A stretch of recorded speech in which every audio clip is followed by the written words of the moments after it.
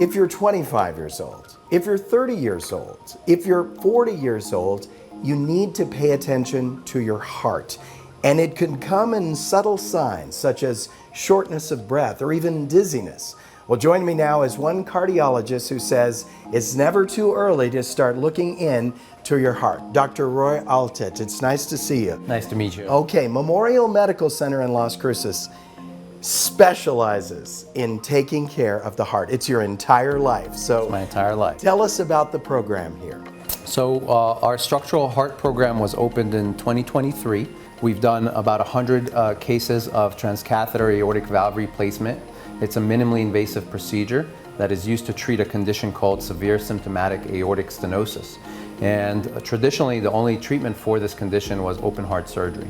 And that, of course, your recovery is a long time. You can go right in without all that intrusion. Yeah, so most patients do qualify for transcatheter aortic valve replacement, not all.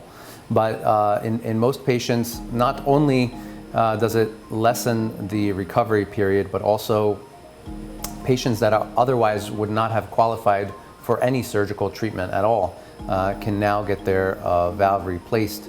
Getting the valve replaced makes a big difference in their lifespan and quality of life.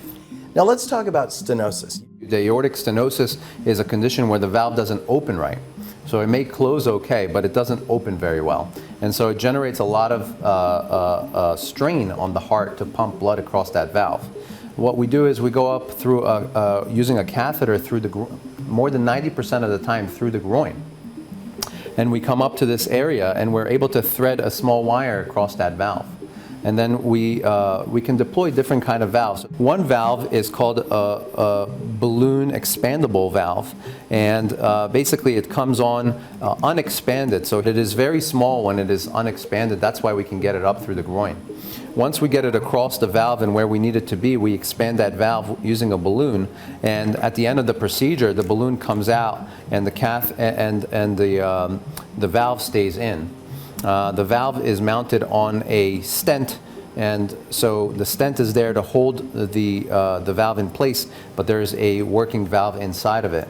Similarly, there's another company that makes another kind of valve, which is a self-expanding valve.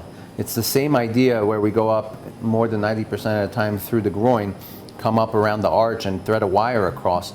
This valve wants to go back to this original shape. And so when we release the valve from its catheter, it takes the shape that you see.